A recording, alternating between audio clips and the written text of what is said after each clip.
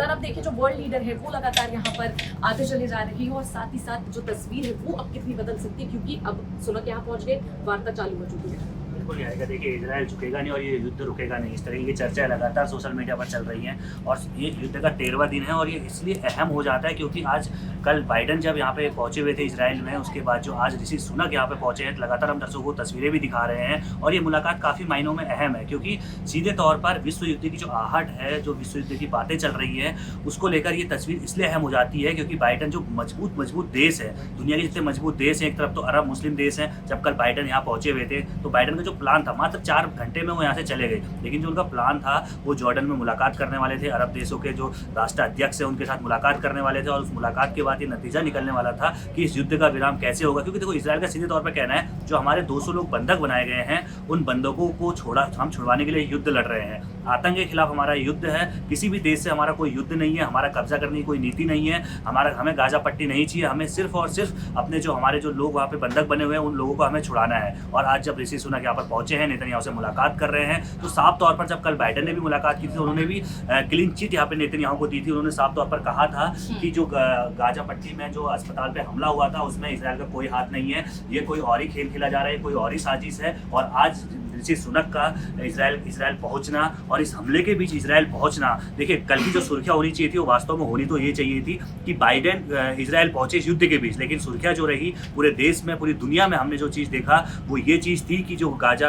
अस्पताल में, जो गाजा का अस्पताल था, सबसे बड़ा अस्पताल था, उस पर जो हमला हुआ था पूरे दिन सुर्खियों में बना रहा और इसको लेकर सियासत इजराइल को घेरने के लिए अरब देशों ने मीटिंग की। अमेरिका के जो राष्ट्रपति जो बाइडन पहुंचे हुए थे अरब देशों के साथ बातचीत करने के लिए कि हम बातचीत करेंगे और इस मुद्दे को हल करने की कोशिश करेंगे, लेकिन ऐसा हो नहीं सका। जॉर्डन ने साफ मना कर दिया। जॉर्डन जो देश है वहाँ पे मीटिंग होनी थी, लेकिन उसने साफ इनकार कर दिया। अरब देशों के कई राष्ट्राध्यक्षों ने उस बैठक में शामिल होने से इनकार कर दिया, जिसके बाद जो बाइडन को मात्र 4 घंटे में वहाँ से वापस जाना पड़ा। हमने बाइट भी सुनाई लगातार अपने दर्शकों को, कल से हम इस खबर पर बने हुए हैं, वैसे जब से युद्ध हुआ तभी से बने हुए हैं, लेकिन जो बाइडन की यात्रा पर हम लगातार अपने दर्शकों को लगातार तस्वीरें दिखा रहे हैं। और आज जो है ऋषि सुनक पहुंचे हुए हैं और ये तस्वीर भी काफ़ी अहम है क्योंकि एक तरफ रूस, चाइना, जो बड़े बड़े देश हैं, उनका रुख किस तरफ होगा, क्योंकि वो इशारे वो बता चुके हैं कि हम फिलिस्तीन के साथ हैं, हम हमास के साथ हैं। तो वहीं दूसरी तरफ हमें देखने को मिल रहा है कि जो अमेरिका है, जो ब्रिटेन है या फ्रांस है, इससे पहले हमने देखा था कि जर्मनी के चांसलर भी इजराइल का दौरा कर चुके हैं, उसके बाद जो बाइडन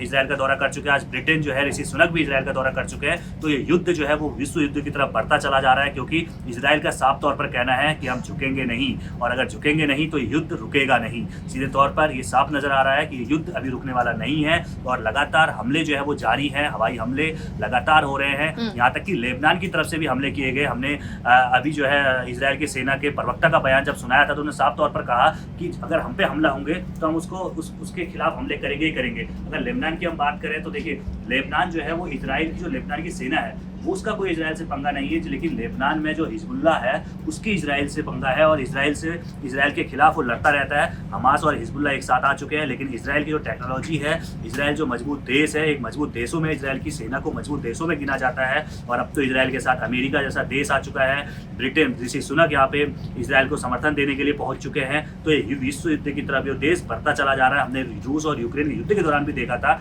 हालांकि अमेरिका को लेकर जो चर्चाएं चलती है, अमेरिका अपने हथियार बेचता है, ऐसा कहा जाता है कि युद्ध में अमेरिका अवसर खोजने लगता है कि हमारे हथियारों की बिक्री होगी। लेकिन ऋषि सुनक का आना इस युद्ध की तरफ, इस युद्ध का लगातार बढ़ता चला जाना, तो एक साफ तौर पर ये संदेश देता है कि युद्ध अभी रुकने वाला नहीं है। जी निहारिका। लेकिन लगातार ये देखिए कि जमीनी युद्ध की अब बात हो रही है, लेकिन ये भी कहा जा रहा है कि हमास की तरफ और जो गाजा पट्टी है वहां पर जो सुरंग है उसकी बहुत सारे नेटवर्किंग बनाए हुए, तो इजराइल के लिए कितना मुश्किल होगा, क्योंकि जमीनी युद्ध की लगातार तैयारी तो हो रही है और उसकी जो आर्मी है वो भी लगातार ये बात कह रही है कि हमने पूरी तैयारी कर रखी है, लेकिन जो वहाँ पर नेटवर्किंग है पूरे टनल की वो बेहद मुश्किल साबित हो सकती है। बिल्कुल निहारिका, देखिए जो हम बात कर रहे हैं सुरंग की, जमीनी लड़ाई की, देखिए ये शुरू से हम देखते आए हैं। अब आतंकियों ने पिछले 4-5 सालों में जो नई नीति अपनाई है ना, उस नीति के तहत होता यह है कि आतंकी जब हमले करते हैं, जब आतंकवादी जब भी हमले करते हैं, तो उस हमले के बाद वो सुरंग के अंदर यानी कि टनल के अंदर जाके छुप जाते हैं। वो एक रणनीति का हिस्सा होता है आतंकवादियों का, और वही यहाँ पे हमास ने भी किया है। हमास ने भी यही रणनीति अपनाई है। इससे पहले हमने अफगानिस्तान में देखा था, अफगानिस्तान में जब तालिबान का कब्जा हुआ था उससे पहले वहाँ पे अमेरिका था, और अमेरिका ने जब वहाँ पे अमेरिका ने हमेशा वहाँ पे हवाई हमले किए, लेकिन जो तालिबान के लड़ाके थे, जो तालिबान के आतंकी थे, वो जाके टनल में सुरंग में छुप जाते थे और अमेरिका की हार के पीछे इसी बड़ी वजह को माना जाता है। इसी तरीके से इजराइल ने उससे सबक लेते हुए अब एक नई शुरुआत की है कि हम जमीनी युद्ध करेंगे और टनल सुरंग कुल मिला के इजराइल का कहना साफ तौर पर यही है कि हम हमास को खत्म कर देंगे। हमास के खात्मे के सिवा हमें कुछ नहीं चाहिए, चाहे वो सुरंग हो, चाहे वो टनल हो, चाहे वो कहीं पर भी हो, हमास का खात्मा यहाँ पे ज़रूरी है। और इजराइल उसी को लेकर अब जमीनी लड़ाई की बात कर रहा है। लगातार हम देख रहे हैं कि 4-5 दिनों से इजराइल जो है वो गाजा बॉर्डर पर उसके सैनिक तैनात है। हालांकि अभी तक जमीनी स्तर पर हमें लड़ाई देखने को नहीं मिल रही है, लेकिन हवाई फायरिंग है, हवाई हमले हैं, वो सारे अभी तक जारी हैं। और लगातार अब तो लेबनान की तरफ से भी इजराइल पर अटैक किए जा रहे हैं। आज जो है इजराइल की सेना ने एक बयान दिया कि 9 रॉकेट जो है वो लेबनान की तरफ से इजराइल पर दागे गए और उसका हमने जवाब दिया है, करारा जवाब दिया है, क्योंकि आतंक के खिलाफ इजराइल अब पीछे हटने के मूड में बिल्कुल नहीं है। सीधे तौर पर जैसा कि हम बता रहे हैं, इजराइल ने साफ कर दिया है कि इजराइल झुकेगा नहीं और विश्व युद्ध रुकेगा नहीं। और ये युद्ध अभी आगे बढ़ने वाला है, क्योंकि बाइडन के बाद ऋषि सुनक जो है वो यहाँ पर पहुँच चुके हैं और लगातार जो युद्ध का जो सायरन है वो बजता चला जा रहा है। और एक चीज़ और ये जानने वाली बात है कि जो इजराइल में अभी चल रहा है वो शीतकाल सत्र चल रहा है, जैसे अपने वहाँ चलता है मानसून सत्र, बजट सत्र, उस तरीके से इजराइल का सत्र चल रहा है। और जब सत्र के दौरान जब वहाँ पे महिला सांसद जो थी वो बोल रही थी तो अचानक से पूरा सायरन बजने लगा। और जब सायरन बजने लगा, सायरन बजते बजते संसद का जो कार्रवाई थी, इजराइल की संसद की जो कार्रवाई थी उसे रोकनी पड़ी। और लगातार जो है वो इजराइल पर अटैक किए जा रहे हैं हमास की तरफ से, और हमास को खात्मे की इजराइल ठान चुका है।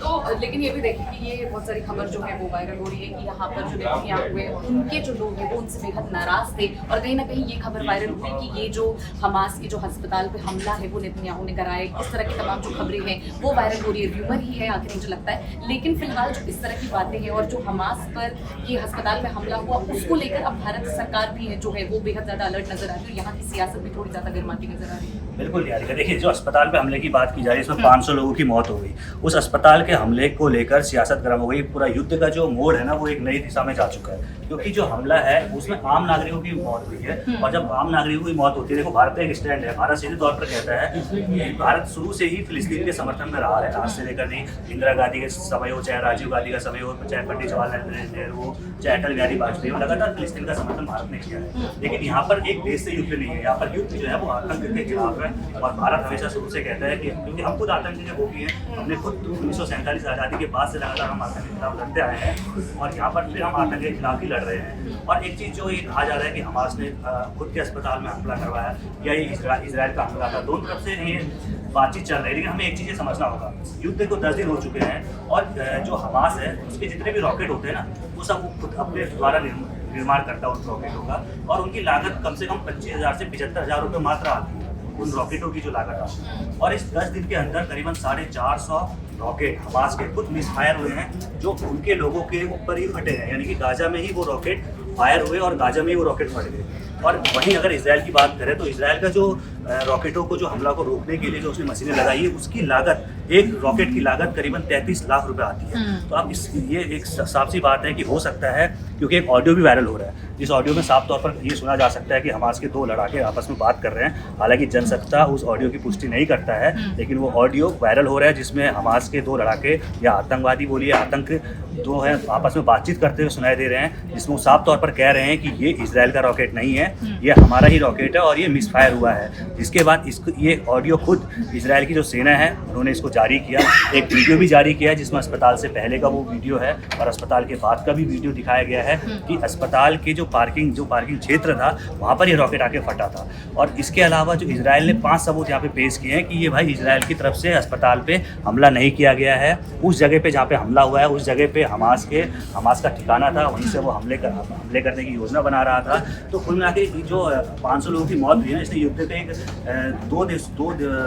देशों के युद्ध में अब दुनिया बढ़ चुकी है। कोई एक या तो हमास की तरफ है और या फिर हमास या फिलिस्तीन की तरफ है या फिर वो इजराइल की तरफ है। और उसी को लेकर हम लगातार दर्शकों को बता भी रहे हैं, दिखा भी रहे हैं तस्वीरें। जो ऋषि सुनक हैं, कल जो बाइडन पहुंचे हुए थे इजराइल और आज ऋषि सुनक पहुंचे हुए हैं, लेकिन ये हमला किसने किया था इस पर भारत का बयान सामने आया। प्रधानमंत्री मोदी ने साफ तौर पर कहा है कि इसकी जांच होनी चाहिए और जिसने भी ये कृत्य किया है और ये 500 लोगों की जान जिसने भी ली है, क्योंकि भारत आतंक के खिलाफ है कि आतंक बर्दाश्त नहीं किया जाएगा। आतंक पे हमला सही बात है, लेकिन आम लोगों की, आम नागरिकों की जान बिल्कुल नहीं जानी चाहिए। लेकिन देखिए जैसे हमास की बात लगातार हो रही है तो हमास कोई छोटा मोटा आतंकी संगठन नहीं है, लगातार बहुत टाइम से सतर्क रहा। और इसके बाद ये भी बात हुई कि सिर्फ एक ही संगठन इसमें इन्वॉल्व नहीं है, और जिस तरीके से आपने कहा कि भारत सरकार लगातार लेकिन आप ये देखिए जो बाकी कंट्रीज है वो इस पर कोई कड़ा रुख नहीं अपना पाती। जैसा कि हमारे गेस्ट जो कल हमारे साथ जुड़े हुए थे उन्होंने साफ तौर पर कहा था कि ये जो पूरी चीज़ है उस पर से ज़्यादा अब डिजीज को ट्रीट करने की जरूरत है, लेकिन भारत खुद भी कई बार पाकिस्तान को लेकर या फिर आतंक को लेकर कड़ा रुख नहीं अपना पाता। जो बाकी कंट्रीज है उन्हें अब इतना ज़्यादा समझने की जरूरत है कि आतंक और आतंकवाद क्या है। देखिए G20 के दौरान भारत ने एक चीज़ स्पष्ट कर दिया था कि G20 की बैठक भारत में हुई थी। प्रधानमंत्री मोदी ने सीधे तौर पर कहा था कि आतंक को बर्दाश्त नहीं किया जाएगा, और आतंक जो है ना वो सबसे बड़ी बीमारी है, सबसे बड़ी महामारी है। अगर आतंक को खात्मा नहीं किया जाए तो देश की तरक्की, दुनिया की तरक्की नहीं हो सकती है। सीधे तौर पर पीएम मोदी ने संदेश दिया था, और उसके बाद जब इसराइल पर हमास के लड़ाकू द्वारा हमास द्वारा 20 मिनट में करीबन 5000 रॉकेट दागे गए थे, उस वक्त भी प्रधानमंत्री मोदी की जो है स्थिति, जो उन्होंने अपना बयान जारी किया था, उन्होंने साफ कर दिया था कि आतंक के खिलाफ बिल्कुल भी बर्दाश्त नहीं किया जाएगा, और ये आतंक के खिलाफ करारी चोट कहो या बड़ा प्रहार को, ये ज़रूरी है। क्योंकि अगर यहाँ पे नहीं किया जाएगा तो देखो इसराइल ने ठान चुका है कि हमास को खत्म करेंगे, यानी कि आतंक को खत्म करेंगे, और आतंक जो है वो खत्म होना बहुत ज़्यादा ज़रूरी है। अगर यहाँ पे हमास को खत्म नहीं किया गया तो कल के दिन उनकी और अब वो आगे बढ़ेंगे।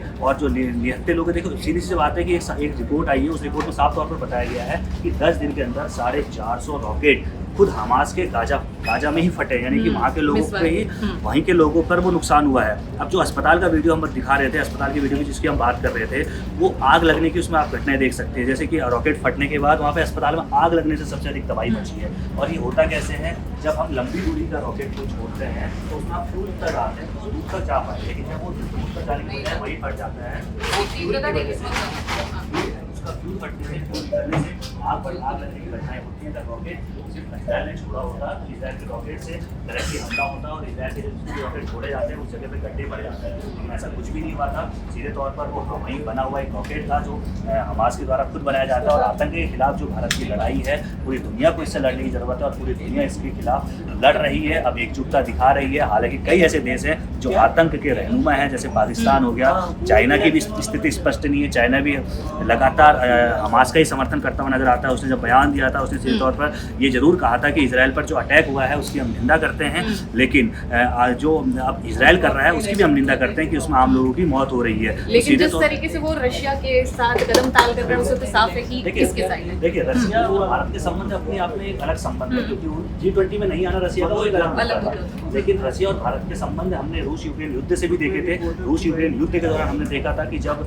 भारत ने रूस से इतना तेल खरीद लिया था कि जो भारत जो 25वें नंबर पे था रूस, जिससे हम 25वें नंबर पे तेल खरीदते थे, उसको हम चौथे 5वें नंबर पे ले आए थे। उसकी अर्थव्यवस्था में उसको जो नुकसान ना हो, इसके लिए भारत उसका साझेदार शुरू से रहा है और हमेशा समर्थन करता है। दूसरी तरफ अगर रूस का हम देखें, चाइना की तरफ अगर हम देखते हैं उसका, कि चाइना की तरफ उसका झुकाव, अभी हमने देखा कि 28 देशों के राष्ट्राध्यक्ष वहाँ पे पहुँचे हुए थे, और जब वहाँ पे पहुँचे 28 देशों के राष्ट्राध्यक्ष तो उसमें